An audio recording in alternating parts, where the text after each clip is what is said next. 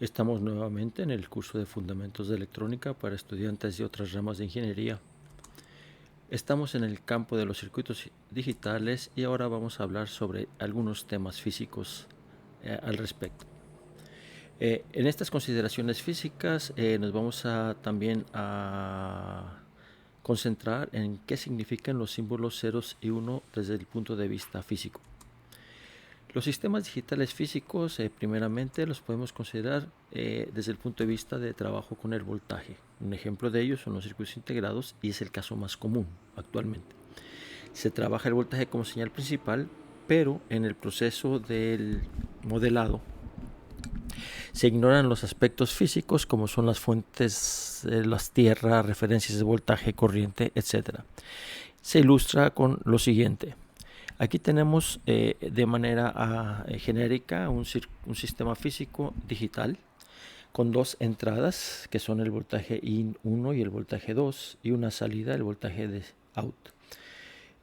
Tiene una fuente de energía, la batería, la fuente constante VDD y naturalmente ground, que es con respecto al cual se miden los voltajes.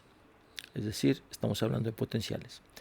Nosotros no estamos interesados en todos esos aspectos y nos concentramos solamente en una funcionalidad. Decimos que el circuito realiza la función lógica C igual a F de A, B, donde A y B son las entradas. Físicamente, A y B están relacionados a los dos voltajes de entrada, C está relacionado al voltaje de salida, pero solamente decimos que el circuito realiza la función y nos concentramos en esa parte.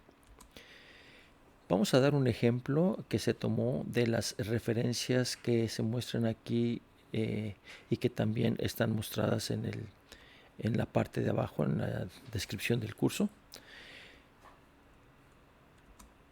Tenemos aquí un modelo lógico de bloques.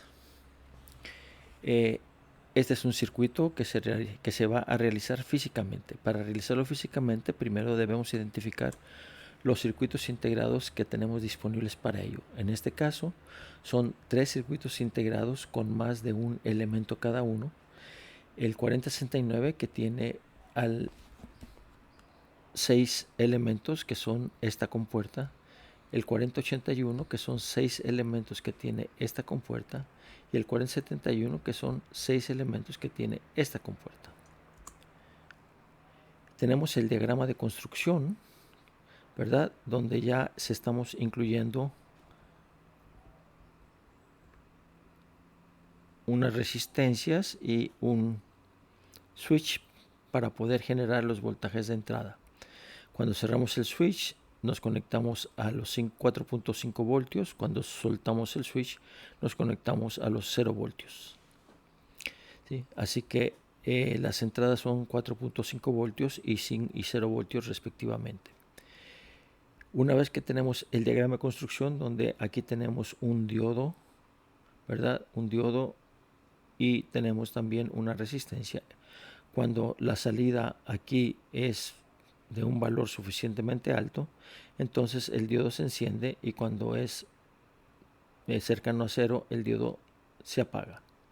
Así que el diodo nos dice cuál es el valor de la salida y solamente hay dos posibilidades: o el diodo está encendido o el diodo está apagado. Aquí tenemos una fotografía de la construcción. No, más que fotografía, un dibujo de la construcción y los diagramas. La construcción física la pueden ustedes verificar en la referencia del video. Ahora bien, nuevamente vamos a ver qué pasa con los símbolos 0 y 1 y cómo los estamos utilizando tomando en cuenta el voltaje. Nosotros vamos a manejar el voltaje entre un valor mínimo de potencial y un valor máximo de potencial.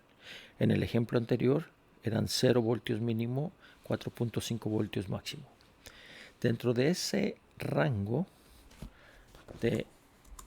tenemos nosotros una zona que decimos que es indefinida y en la cual nuestro circuito no va a operar. Si llegase a operar en esta zona, entonces no va a funcionar como se espera. Las dos regiones que quedan entonces para trabajo son una que va de BH mínimo a B máximo y otra que va de B mínimo a BL máximo. H es para un high y decimos que esa es la zona high. L es para un low. Lo importante aquí es que cualquier valor que caiga en la región high se considera simplemente high. No nos importa el valor numérico.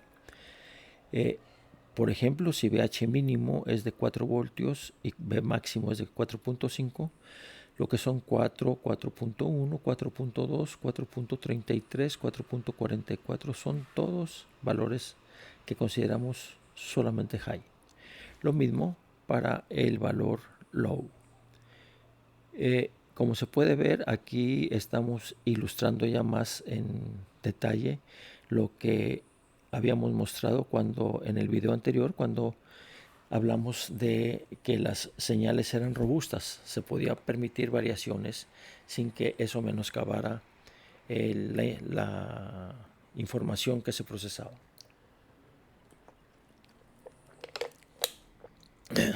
Así pues, tenemos una región high y una región low. En medio está una región indefinida que no se utiliza. Podemos dar a la región H el símbolo 1 y asignar el símbolo 0 a la región L low. Y si lo hacemos de esta manera, estamos hablando de una lógica positiva. Como esto es totalmente arbitrario, nada impide que usemos una lógica negativa. Como los fabricantes no saben cuál es la lógica que va a estar usando el ingeniero, positiva o negativa, toda la información la entregan ellos en términos de high y low en sus hojas de datos. Nosotros usamos en un sistema bloques que conectamos uno al otro. Tenemos, por ejemplo, un circuito A, un sistema digital A, que va a enviar una señal a un circuito B. Sale la señal, pero en el camino esa señal va a ser alterada. De manera que el voltaje que salió de A, un VO, fue recibido por B con un VO más el ruido que le fue añadido durante la transmisión. En este caso, el resultado final fue una suma negativa. Eso significa que para operar nosotros con sistemas digitales tenemos que tomar en cuenta la posibilidad de que va a haber ruido desde el punto de vista físico. También tenemos que tener en cuenta que queremos que la información que está proporcionando A sea la misma que proporciona B. Y para eso vamos a utilizar el concepto de márgenes de ruido que ilustraremos a continuación. Fíjense bien, tenemos a la salida A, a la izquierda el circuito A transmisor y tenemos identificados ahí las zonas indefinidas, lógica 1 y lógica 0, es decir, el high y el low. A la derecha tenemos lo mismo para la entrada del circuito B. Fíjense que la región de la lógica 1 es más pequeña que la región de high para el B. Lo mismo la región A correspondiente al low es más pequeña que la región low de B. Ambos tienen en esta figura, aunque no es necesario que así sea, los mismos valores máximos y mínimos posibles. Como el tamaño de las regiones es diferente, tenemos las definiciones que se adecúan a la situación. VIH es el valor mínimo alto que se tiene en la entrada, es decir, VIH, esta es la entrada, recuerden ustedes, es el valor mínimo en la parte high. Igualmente en la parte low, high, tenemos un VOH. Debemos tener este valor mayor para que cualquier valor que sea enviado desde aquí sea identificado como un valor high en todos los casos. Similarmente podemos decir que tenemos VOL, VIL como los valores máximos de las salidas y entradas respectivamente Y B y L debe ser mayor para asegurar que siempre que sale un voltaje lógico cero, se identifique como un voltaje lógico cero que se recibe. Sin embargo, tenemos un problema, el ruido, ¿verdad? Debemos estar seguros que el ruido positivo que se aplica a la salida low no exceda esta diferencia. ¿Por qué? Porque mientras suba aquí no hay problema, llega y es identificado como un valor de cero. Negativo no tiene ningún problema porque siempre va a caer dentro de la región low. Así pues, tenemos una diferencia de referencia que nos dice cuál es el valor positivo máximo que se puede tener como ruido en el caso low. Para el caso high, el ruido positivo no tiene ningún problema porque siempre voy a caer siendo interpretado como un high. El problema viene siendo el ruido negativo que se ilustró en la vez pasada. Este ruido negativo no debe ser en valor absoluto mayor que esta diferencia, porque si lo es, caemos en la región indefinida. Así que tenemos otra diferencia VOH menos VIH que nos dice cuál es el valor negativo máximo, negativo que podemos tener como ruido que va a afectar a la zona high. Recuerden que la zona low no se había afectado por los voltajes negativos. A estas dos figuras de mérito se les llama de mérito porque nos dice que también nos sirve una tecnología, se les conoce con el nombre de márgenes de ruido y nos determinan cuál es el rango aceptable de ruido que podemos tener en el ambiente de trabajo. Va desde menos MH hasta más N, más hasta el ruido, margen de ruido low. Vamos a poner un ejemplo práctico. Aquí tenemos un datasheet un poquito viejo, pero todavía circula por ahí este circuito, todavía se encuentra en el mercado. Y National Semiconductor actualmente pertenece a Texas Instruments, quien lo adquirió hace algunos años, hace ya varios años. Esto que tenemos aquí es el diagrama similar al que vimos en el ejemplo, que nos dice cómo son las conexiones de los circuitos integrados. Aquí tenemos el voltaje, la batería de voltaje, y aquí tenemos la terminal de ground. Observen primeramente que en la industria la información no se da en términos de ceros y unos, sino de low y high. ¿Sí? También nos van a dar detalles sobre su comportamiento eléctrico. Aquí está solamente un pedazo de la hoja de datos y podemos ver la información que ilustra lo que estábamos hablando hace un momento, el VIH, VIL, VOH y VOL. Con esta información podemos nosotros obtener los valores, ¿verdad? VOH que tenemos aquí, lo leemos aquí, VOH 5.5 voltios, VIH son 2 voltios, ¿sí? Tenemos el mínimo, que es el más importante, el mínimo, porque mientras sea mayor no va a causar problemas, ¿verdad? De manera que tenemos el ruido de margen VOH menos VIH igual a 3H, el margen de ruido en high.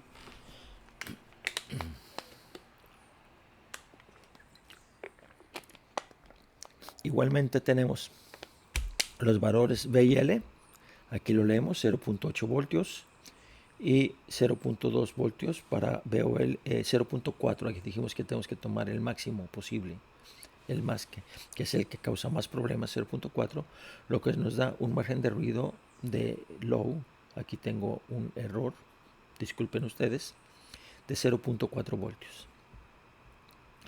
Corrijan por favor.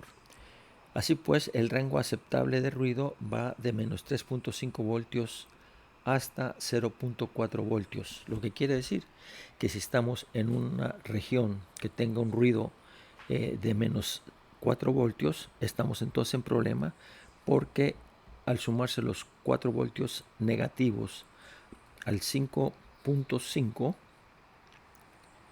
que es el VOH, llegamos a 0.5 voltios, que ya está fuera del mínimo de 2 voltios que corresponden a la entrada. Desde el punto de vista físico también podemos hablar de switches. Aunque se puede decir que en cierta forma se trabaja principalmente en términos de caminos continuos para corriente como señal principal a trabajar, esto permite combinarlos con resistencias o con circuitos para generar voltaje, como vimos en un ejemplo en el video anterior. La realización que se tiene de los switches depende de los factores físicos, puede ser un relé, un transistor o otro tipo de switches. Hay además otros switches que no trabajan con corriente, pero de esos hablamos más adelante. Y como dijimos, se puede combinar esto utilizando la corriente para generar un voltaje a la salida.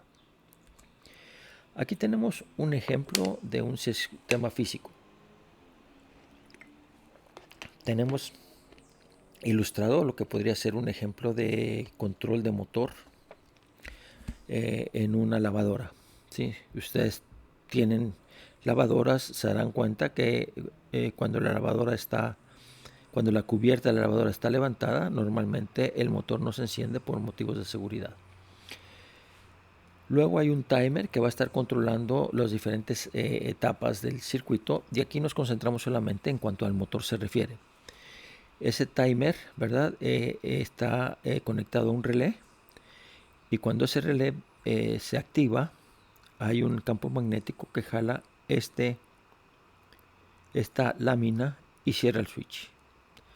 Nosotros ignoramos todos los detalles de la fuente, el motor, el relé, o qué es lo que está haciendo el switch, si está siendo controlado por un botón que se aprieta al cerrar o un switch. Esas cosas las ignoramos y simplemente usamos esta notación.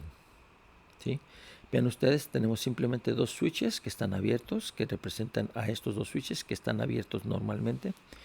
Y esta notación que está aquí abajo no es de capacitancias. Esta es la notación que se usa en la programación de los controladores, de los circuitos controladores.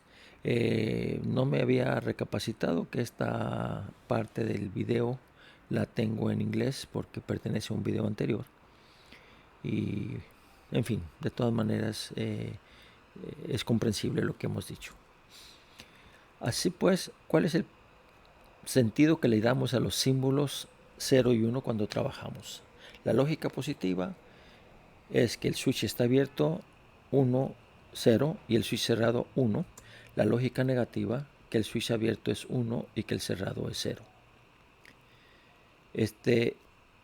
Debo decir que Claude Shannon trabajó con lógica negativa en su trabajo de 1938. Nosotros vamos a trabajar esencialmente la lógica positiva. Como dije, se puede decir que yo cierro aquí los switches, por ejemplo el A y el C, y hay un camino que para la corriente cierre el circuito y se genera un voltaje aquí. Nosotros decimos que este circuito realiza la función lógica en términos de A, B y C, y que D es precisamente el resultado de esa función.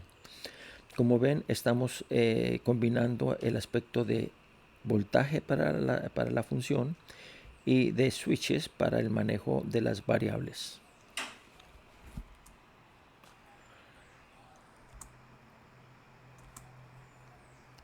Como vieron en el ejemplo pasado, a un interruptor se le asocia una variable o función, y esa variable va a depender de algún efecto. En el ejemplo que pusimos, de que haya corriente en el relé o de que tengamos nosotros cerrada la cubierta. Y decimos que el switch está normalmente abierto cuando ese efecto no ocurre y le asignamos la variable 0 porque está abierto. Y el switch está normalmente cerrado cuando el efecto no ocurre, no hemos cerrado la variable, y le damos el valor de 1. La variable vale 0, aunque el switch le damos el valor de 1. Y la notación, entonces tenemos que tomar en cuenta cuál es la situación. Para que está abierto normalmente, lo pongo en inglés, normally open, NO, normalmente abierto, y normalmente cerrado. Fíjense que ahora lo estoy marcando con una barrita o un apóstrofe, ¿verdad? Y la letra es la misma. Aquí tiene ustedes un ejemplo de un relé que controla a dos switches, uno que está normalmente cerrado, a la cual se le aplicó la barra, y otro que está normalmente abierto. Cuando se cierra, cuando se activan el relé, se genera el campo magnético que jala al que está normalmente cerrado y lo abre, y cierra al que está normalmente abierto. En el próximo video estaremos hablando entonces de lo que corresponde a las variables ya en aplicaciones, para poder entonces conectar una cosa con otra.